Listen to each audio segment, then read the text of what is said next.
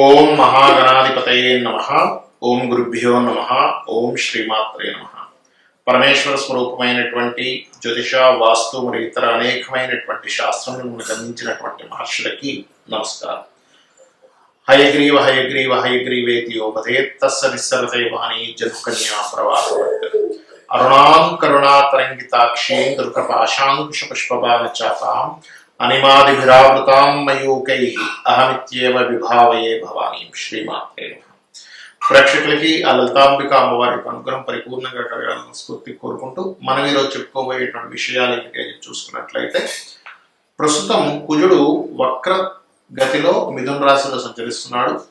మనం ఆల్రెడీ ఈ కుజుడు ఇక్కడికి రావడం వల్ల ఈ కుంభమేళాలో కానివ్వండి, లేనట్లయితే రకరకాల పుణ్యక్షేత్రాల్లో వాటిల్లో కాస్త ఈ తొక్కిసలాటలు జరుగుతాయని ఇప్పటి నుంచో మనం చెప్పుకుంటూ వస్తున్నాం. 4 రోజుల పై నుంచే కూడా అదే రకంగా జరుగుతూ వస్తుంది. అయితే అది మిథున రాశిలో కుజుడు ఇట్లాంటి ఫలితాలు ఇస్తాను కాబట్టి కుంభమేళాకి వెళ్ళే వారు కొంచెం జాగ్రత్తగా ఉండండి.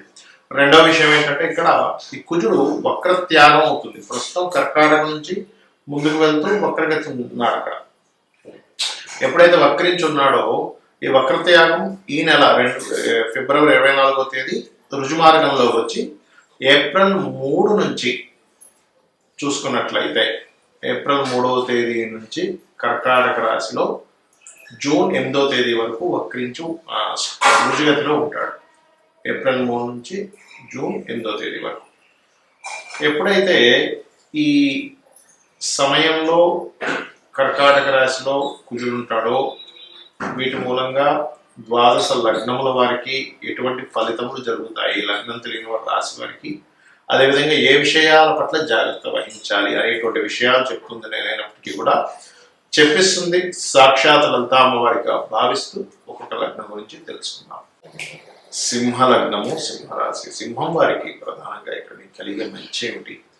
ఏమంటే నీచబడ్డప్పుడు కూడా మంచి చేస్తున్నా అంటే ఖచ్చితంగా చేస్తుంది, మంచి చేస్తుంది, జాగ్రత్తగా ఉండాలి. సింహం వారికి 12వ స్థానంలో కుజుడు నీచ పొందబోతున్నాడు. మీకు ఎప్పటి నుంచి? 3 ఏప్రిల్ నుంచి 8 జూన్ మధ్యలో, అంటే దాదాపుగా 2 నెలల 5 రోజుల పాటు. ఇప్పుడు ప్రస్తుతం మీకు లాభంలో ఉన్నాడు కుజుడు, వక్రించి ఉన్నాడు. అది 24వ తేదీ వక్రత్యాగం పోతున్నాము అని చెప్పుకున్నాం. అయితే ఇక్కడ మీకు కలిగేటువంటి మంచి ఏమిటి? రీసెర్చెస్ బాగా కలిసి వస్తాయి. మంచిగా అంటే మీరు చేసేటువంటి ప్రతి రీసెర్చ్ కలిసి రావడం జరుగుతుంది. ఏదైనా నిగూఢమైన విషయాలు తెలుసుకుంటూ ఉంటారు. సాధనలో అద్భుతమైనటువంటి సాధనా స్థానానికి వెళ్తారంటే మంచి సాధనలోకి వెళ్తారు. ఎందుకంటే ఇక్కడ మీకు సింహం వారికి చూసుకున్నట్లయితే పంచమాధిపతి లాభంలో ఉన్నాడు, లాభంలోకి వస్తున్నాడు నెక్స్ట్ ఏప్రిల్ 15, మే 15 నుంచి. సో పంచమాధిపతి ఎప్పుడైతే లాభస్థానంలోకి వస్తాడో, పంచమాధిపతి సహజంగా దశమంలో ఉండి కేతువును కూడా చూస్తున్నాడు. ఇది సాధనా సంబంధించిన విషయంలోని, మంత్ర సాధనా సంబంధించిన విషయంలోని కూడా విషయాలు తెలుసుకోవడానికి, రీసెర్చెస్కి, పూర్వీకుల ఆస్తులకు సంబంధించిన విషయంలో ఉన్నటువంటి గొడవలు తీరిపోవడానికి యోగిస్తుంది ఇక్కడ. మరి ఇదే కొంచెం నీచంలో 12వ స్థానంలో ఉన్నందుకు కాస్త మీరు ఇక్కడ వివాహము, వివాహ జీవితము ఈ విషయంలో చాలా జాగ్రత్తగా ఉండాలి. అంటే కుటుంబము, ధనము, వివాహము, వివాహ జీవితము.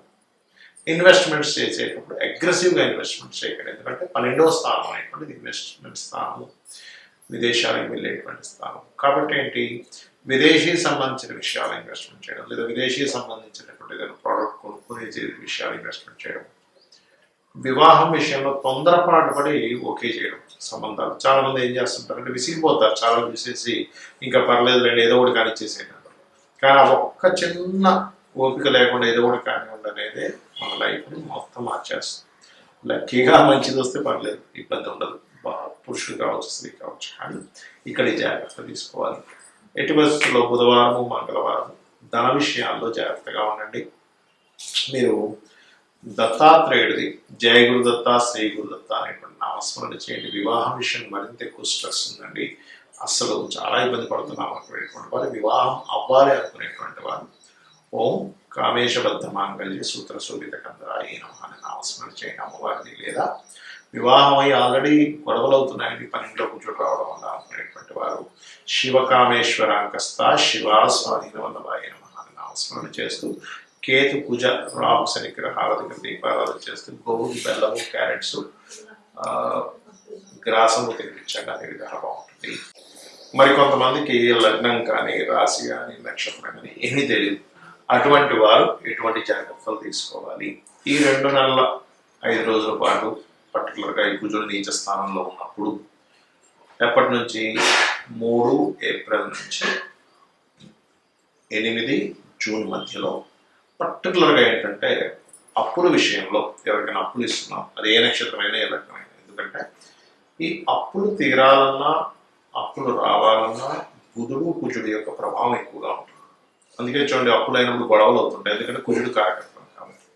ఈ 2 నెలల పాటు ఎటువంటి బేస్లెస్గా ఒకసారి డబ్బులు ఇస్తుంటారు, అంటే ఏంటి, ఎటువంటి తనఖాలు పెట్టుకోకుండా, ఎటువంటి పేపర్స్ రాసుకోకుండా నోటి మాటతో ఇచ్చేస్తూ ఉంటారు. తర్వాత వాళ్ళు అడ్డం తిరుగుతూ ఉంటారు. కాబట్టి ఇటువంటి విషయాలు అందరూ కూడా జాగ్రత్తగా ఉండాలి. ఏది లగ్నం తెలియదండి, రాసి తెలియదు అనుకునేటువంటి వారు ఈ విషయంలో జాగ్రత్తగా ఉండండి, గుర్తుపెట్టుకోండి. అలాగే మరొక విషయం ఏంటంటే ఈ ప్రాబ్లం ఆల్రెడీ ఫేస్ చేస్తున్నామండి, మనకేమిటి పరిహారం అంటే ఓం అపర్ణాయే నమః అనే మంత్రం చేసుకోండి. ఓం స్కందాయ నమః, కుజుడికి అధిష్టాన దేవత స్కందుడు కాబట్టి ఓం స్కందాయ నమః అని చేసుకోండి. అదేవిధంగా ఈ 2 నెలల పాటు కుజుడు ఫ్యాక్టరీస్కి కాదు, అగ్ని సంబంధించిన వాటికి కాదు, అతను వెళ్ళి నీళ్ళల్లో ఉన్నాడు, అంటే వాటర్ రిలేటెడ్ సంబంధించిన. అలాంటప్పుడు ప్రకృతి పరంగా కూడా ఎటువంటి జరుగుతూ ఉంటాయి అని చూసుకున్నట్లయితే మంచి ఎండాకాలం, ఎండ ఉన్నట్టే ఉండి సడన్గా వర్షం పడుతూ ఉంటుంది. ఇదేమిటి ఇంత ఎండాకాలంలో ఇంత వర్షం పడడం ఏంటి అనిపిస్తూ ఉంటుంది. అలాగే కొన్ని పర్టికులర్గా ఈ వాటర్ ప్లాంట్స్ పెట్టేటువంటి వారు కుజుడు నీచ స్థానంలో ఉన్నాడు కాబట్టి వాటర్ ప్లాంట్స్ రిలేటెడ్ సంబంధించిన విషయాల్లో కొంత జాగ్రత్తగా చూసి పెడుతూ ఉంటారు. అదేవిధంగా కొన్ని ఎడారి ప్రాంతాల్లో కూడా వర్షం పడే ఛాన్సెస్ ఇస్తూ ఉంటాయి ఇటువంటి విషయాల్లో. మరియు కుజుడు ఎప్పుడైతే నీచ స్థానంలో ఉన్నాడో బార్డర్స్ దగ్గర,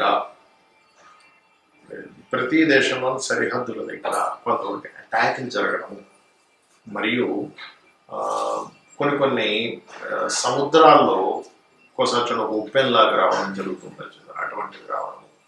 అదేవిధంగా కొన్ని గొడవలకి దారి తీయడం జరుగుతుంది. ఎప్పుడైతే ఈ కుజుడు వక్రించి ఆల్రెడీ మిథున రాశిలో ఉన్నాడు, వక్రించి ఉన్నాడు, ఇప్పుడు ఆ వక్రగతిపై రుజుగతి వస్తుంది. మనం ఆల్రెడీ గతంలో చెప్పుకున్నాం, ఏమండి ఇక్కడ ఉన్నప్పుడు ఇట్లాంటివి కొంచెం దుఃఖిసరాటలు ఇట్లాంటివి జరుగుతాయి అని. కాబట్టి ఏంటి, కొంచెం మీరు ఈ బార్డర్ ప్లేసెస్లో నివసించే వాళ్ళు ఉంటారు, కొన్ని ప్రాంతాలు ఉంటాయి సరిహద్దుల దగ్గర, అక్కడ ఉండేటువంటి వారు కూడా కాస్త జాగ్రత్తగా ఉండాలి. మరియు దీంతో పాటు ఎటువంటి ప్రాబ్లం ఉన్నా సరే మీకు క్లియర్ అవ్వాలి అని అనుకుంటే ఒకటే గుర్తుపెట్టుకోండి, నవగ్రహాలలో కుజగ్రహం దగ్గర దీపారాధన చేయండి. ఏమంటే మేము ఉండే ప్రదేశంలో వేరే ఏదో కంట్రీస్లో ఉంటాం, అక్కడ నవగ్రహాలు ఉన్నా సరే అక్కడ దీపం పెట్టని కూడా వారు ఓం కుజాయ నమః, ఓం కుం కుజాయ నమః, లేదా ఓం స్కందాయ నమః, ఈ 2 కలిపి చేయండి. ఓం కుజాయ నమః, ఓం స్కందాయ నమః. అప్పుడు ఏమవుతుందంటే కుజ సంబంధించిన ప్రభావం ఏదైతే ఉందో తగ్గుతుంది. అదేవిధంగా కొంతమందికి ఈ బ్యాక్ పెయిన్స్ వస్తూ ఉంటాయి, ఇది వెన్నుముక్క సంబంధించినది, ఎప్పుడు బ్యాక్ పెయిన్ వస్తుంటుందండి అనే ప్రాబ్లం ఫేస్ చేస్తుంటారు. అటువంటి వారు ఈ కుజుడు నీచపడ్డం ఉన్నప్పుడు కొంత జాగ్రత్తగా ఉండాలి. పర్టికులర్గా ఈ కుజుడు నీచంలో ఉన్నప్పుడు మనం ఏదైనా ల్యాండ్స్ తీసుకునేటప్పుడు,